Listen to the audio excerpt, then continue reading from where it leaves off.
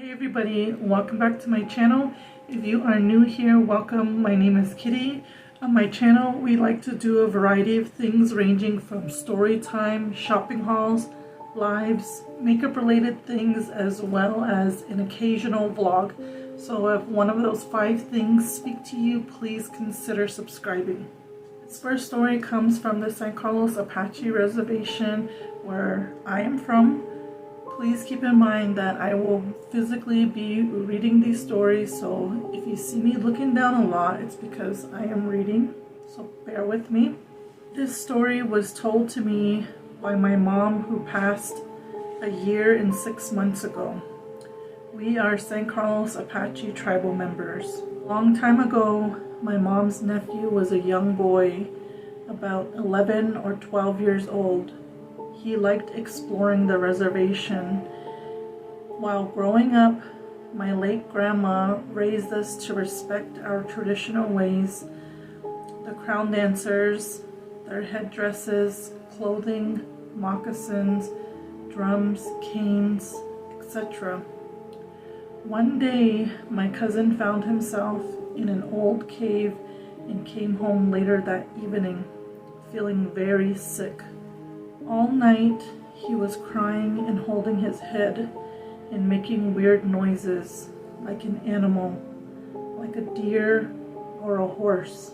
No matter what the family did, he wouldn't get better. It just got worse. So my aunt and grandmother reached out to a medicine man, and he came to pray for my cousin. He then told my aunt that when he went exploring, he went into a cave the crown dancers were. Their traditional attire and such, and he placed a crown on his head and played with it.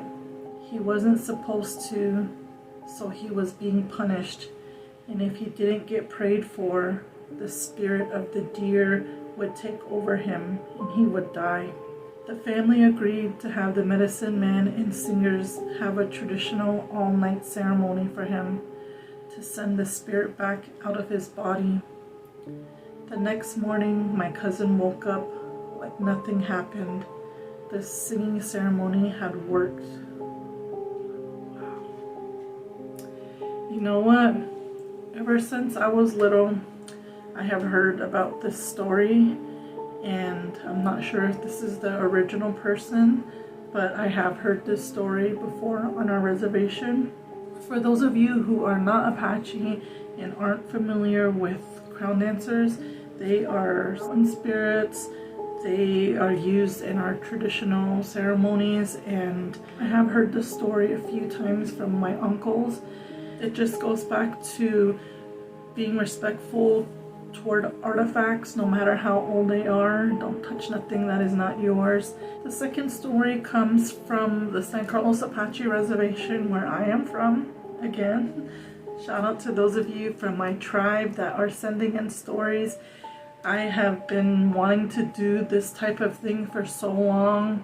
I reach out on Facebook, I reach out here on YouTube, I reach out on Instagram, and I try to ask my fellow tribal people if they can share stories, because I know there's so much out there.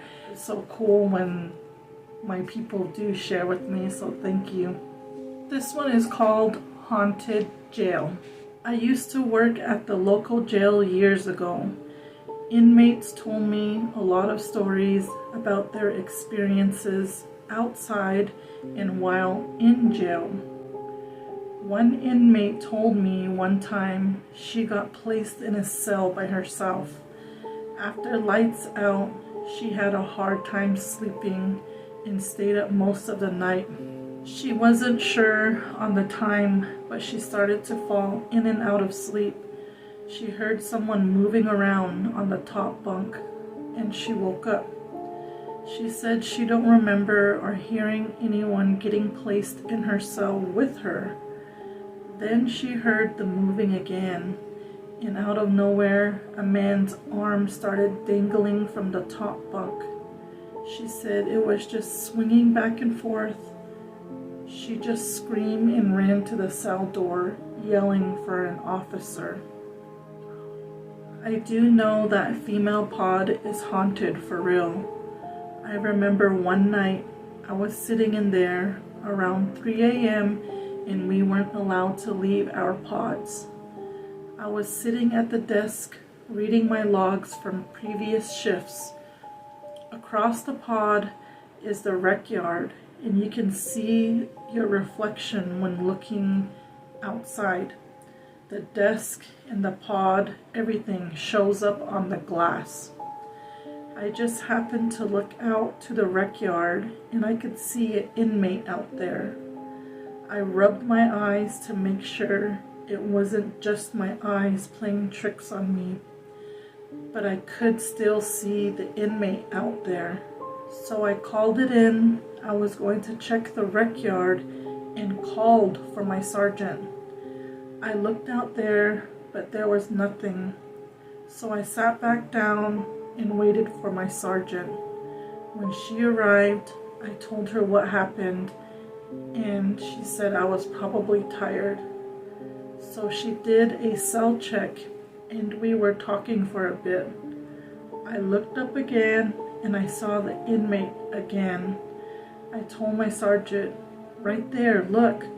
She looked and tilted her head a little and said, "That's not outside, that's in here." Oh my God, that's crazy.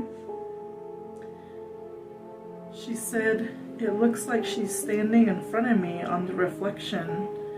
Then the spirit or whatever started to move slowly. On the reflection, it looked like she walked into the first cell.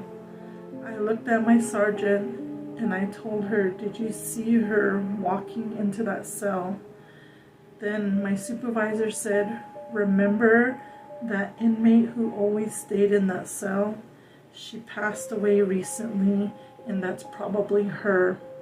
I got chills so bad, and I told my sergeant I didn't want to be in here anymore, but I had to stay in there.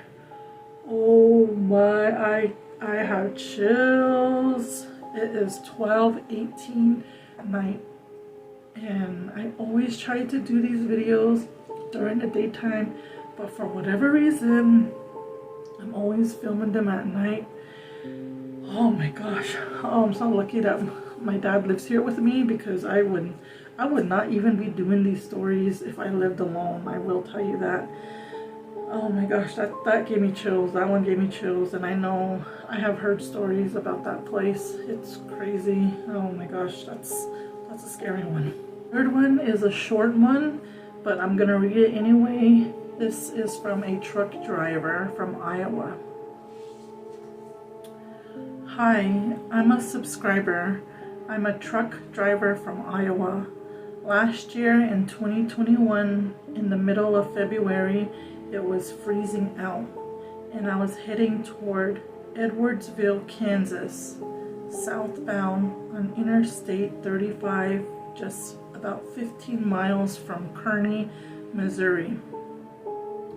I saw a marking of a cross where people passed away from accidents. I was within 30 yards, but when I drove close to it, I saw a lady in a nun outfit carrying a little baby just staring at me. It didn't make any sense because there were no cars around, and she was in the middle of nowhere at 2 a.m. That's creepy. You know what? I always wondered if truck drivers see things, because they're on the road all day, all night. I'm pretty sure they have to see stuff. I could not do that job because driving at night freaks me out. This last story is coming from Laguna Pueblo in New Mexico. Good evening, Kitty. I know I'm a day late with scary stories, but the story you told about little people is also told out here in Laguna Pueblo, New Mexico, so I have heard about them too. My scary Rez story was a while back, and I was going to work early. I had to be on the road by 6 a.m., and of course the sun is not out yet. I left my house and went down the road and saw the Rez Dogs gathered on the side of the road, and as I got close in my truck, the lights lit up where they were on the side of the road. I could already see they were all gathering and kind of running around one certain dog. I was just about next to them in my ride, and I looked at that certain dog, and this dog looked like it was changing. It looked like it was changing into a person. It had the outline of a person who looked like it was kneeling and was trying to wiggle out of being a dog. I saw that in that time I passed it, and yet it didn't occur to me that I saw something that was not right. After I passed it, I was saying to myself, did I really see a dog changing into a person? I then started thinking, shall I go back and see? That was stupid to think that, but us natives can be nosy, LOL.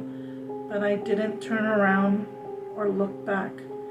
After work, I thought I would see that group of Rez Dogs, but I didn't. I never saw that certain Rez Dog again. Wow, that's pretty crazy. Thank you for sending in your stories, everybody. Again, anybody who wants to share their story, it doesn't have to be your personal experience. It could be somebody in your family member or a friend, somebody of somebody you know. But as long as you are willing to share it, please email me. I'll leave the email right here. Thank you guys for watching. If you guys are enjoying these scary stories, make sure to give this video a big thumbs up so that I know you guys like it, and it really helps out my channel. We'll see you in the next one. Bye.